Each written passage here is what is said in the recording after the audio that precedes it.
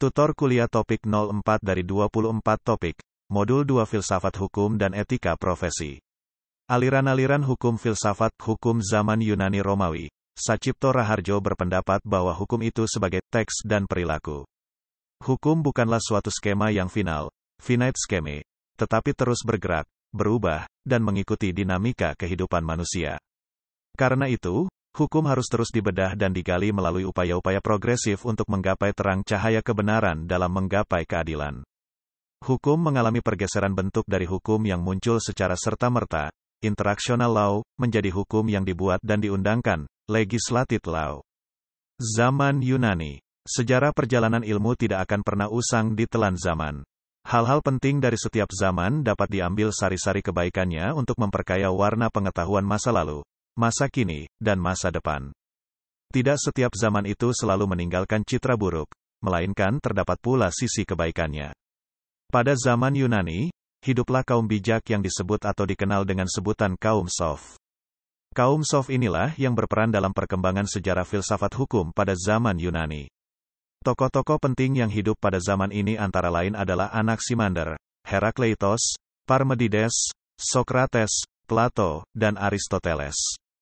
Pada awal kelahirannya, ciri atau penanda penting dalam tradisi filsafat Yunani kuno adalah terdapatnya perhalian yang besar, terutama pada pengamatan gejala kosmik dan fisik. Hal ini merupakan ikhtiar dalam menemukan penjelasan ihwal asal mula, arche, yang merupakan unsur awal terjadinya segala gejala. Para filsuf alam yang bernama Anaximander, 610-547 SM, Herakleitos, 540-475 SM, dan Parmenides, 540-475 SM, tetap meyakini adanya keharusan alam ini. Untuk itu, diperlukan keteraturan dan keadilan yang hanya dapat diperoleh dengan nomos yang tidak bersumber pada dewa, tetapi logos. Anaximander berpendapat bahwa keharusan alam dan hidup kurang dimengerti manusia.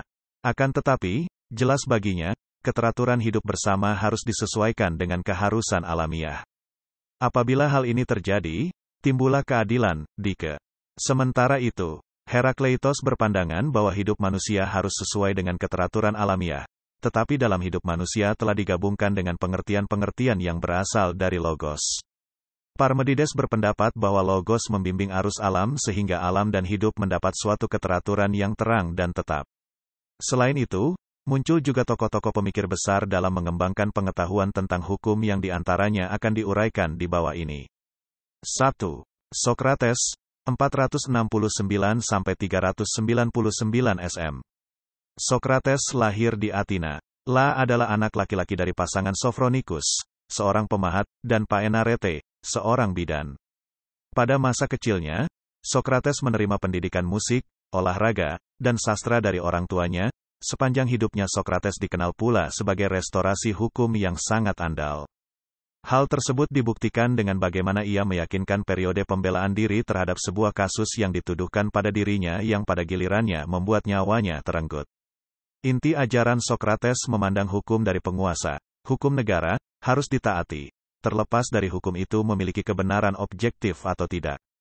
Tidak menginginkan terjadinya anarkisme, yakni ketidakpercayaan terhadap hukum.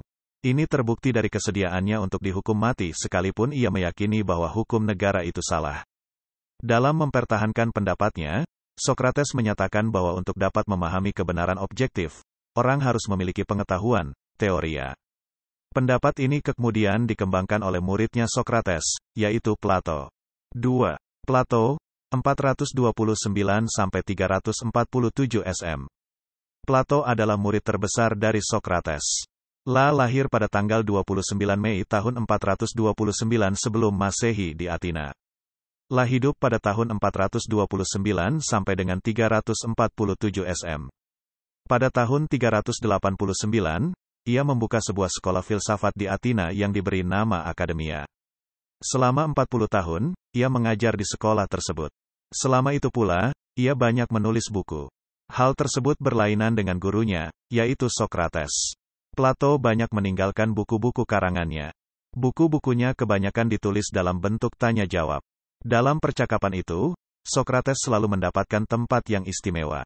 Buku-buku Plato yang terpenting dalam sejarah pemikiran tentang negara dan hukum adalah Politeia atau Negara, Gorgias yang berisi kebahagiaan, Protagoran mengenai hakikat kebajikan, Sophis mengenai hakikat pengetahuan, Paedeo mengenai keabadian jiwa, Phaedras dan perjamuan mengenai cinta, Politikos atau ahli negara, dan dalam bukunya yang lain diberi nama Nomoi atau undang-undang. La meninggal pada usia 81 tahun. Plato adalah pencipta ajaran alam cita, idin-lir, yang kemudian aliran filsafatnya disebut idealisme. La juga menjadi pemikir pertama yang menerima paham alam tanpa benda, alam serba cita. Inti ajaran Plato dalam melanjutkan pemikiran Sokrates adalah penguasa tidak memiliki teoria sehingga tidak dapat memahami hukum yang ideal bagi rakyatnya. Hukum hanya ditafsirkan menurut selera dan kepentingan penguasa. Oleh karena itu, Plato memberi saran agar dalam setiap undang-undang dicantumkan dasar, landasan, filosofisnya. Tujuannya tidak lain agar penguasa tidak menafsirkan hukum sesuai kepentingannya sendiri. Pemikiran Plato inilah yang menjadi cerminan bayangan dari hukum dan negara yang ideal. Selanjutnya, pemikiran Plato diteruskan oleh murid kesayangannya Aristoteles. 3. Aristoteles, 348–322 SM. Aristoteles merupakan murid kesayangan Plato. La hidup antara tahun 348–322 SM. La adalah putra dari Nikomekus, seorang tabib pribadi pada istana raja di Makedonia. Pada usia 17 tahun, ia pergi ke Athena dan menjadi murid Plato. Pada tahun 342 SM, ia diberi tugas yang amal berat, tetapi mulia oleh Raja Philippus untuk mendidik putranya, Iskandar Zulkarnain, Alexander Agung, yang kelak mampu menciptakan sebuah imperium, kerajaan dunia.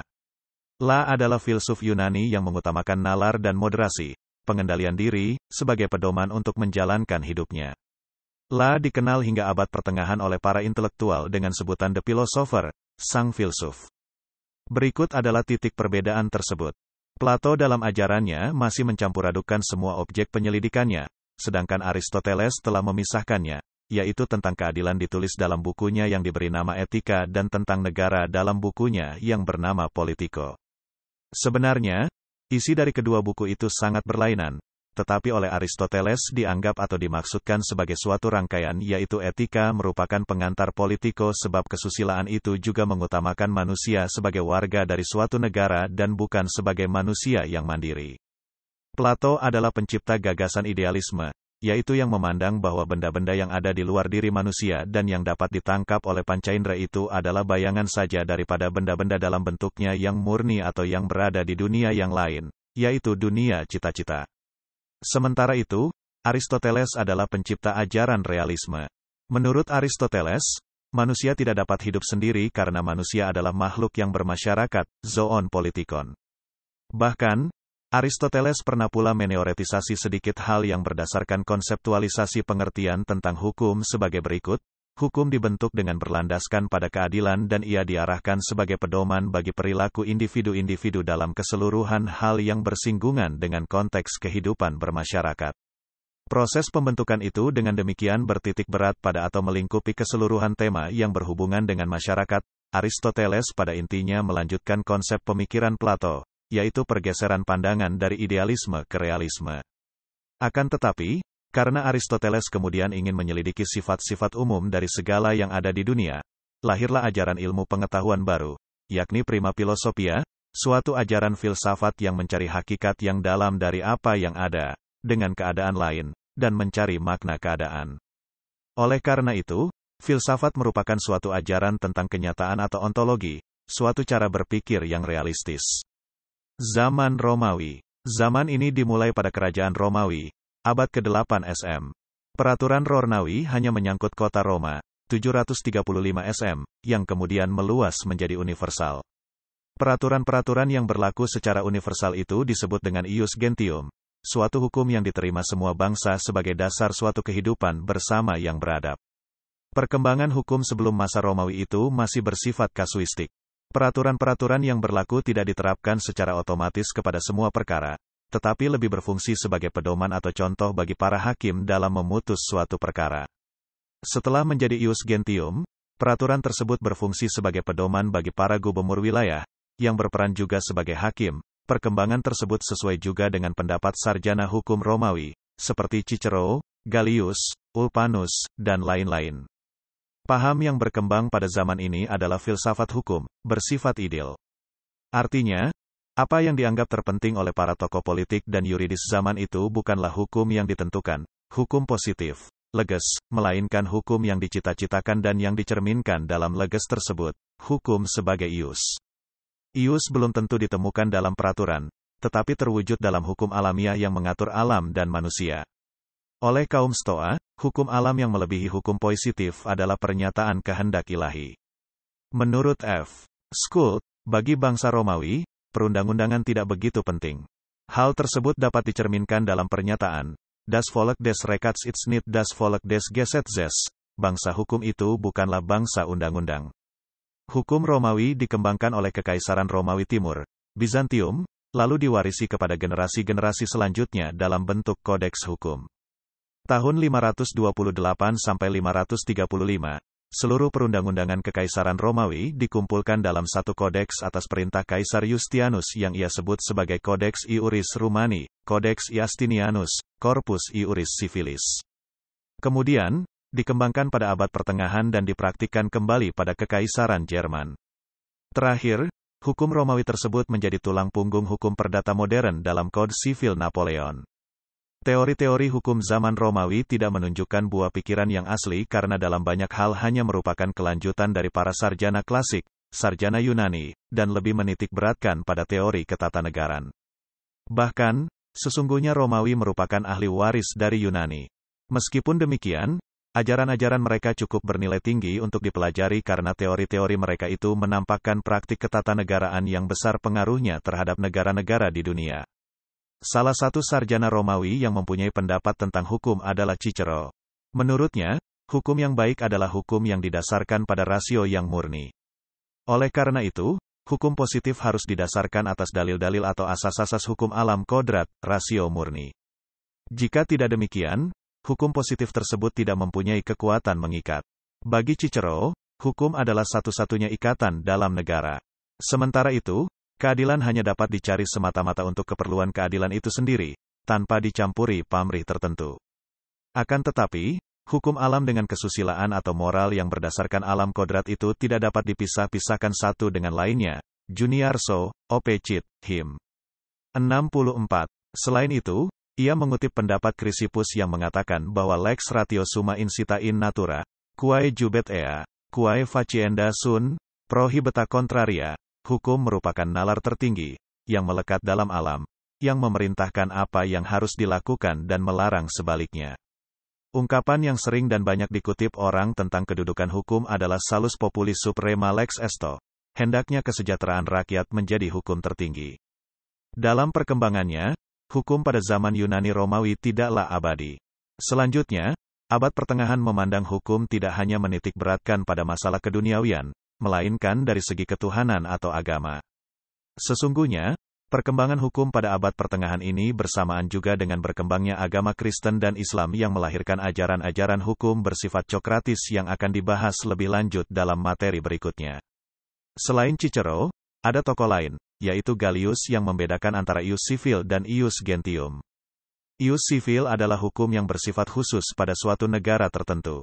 Ius gentium adalah hukum yang berlaku universal yang bersumber pada akal pemikiran manusia. Demikianlah materi topik ke-1 dari 20 topik tutorial filsafat hukum dan etika profesi channel Global Tutorial, dipastikan sangat bermanfaat bagi siapa saja yang ingin menambah wawasan, termasuk mahasiswa perguruan tinggi negeri dan swasta manapun di Indonesia. Video tutorial juga dituturkan dan disubtitelkan agar dapat ditonton, dibaca sambil didengarkan. Jangan khawatir jika belum langsung paham. Untuk pemahaman yang lebih baik, putar dan dengarkan video ini berulang-ulang. Subscribe dan like, agar Anda mendapatkan update tutorial lainnya. Bagikan juga link video ini, agar teman lain juga mendapatkan manfaat channel ini. Sekian dan terima kasih. Sampai jumpa.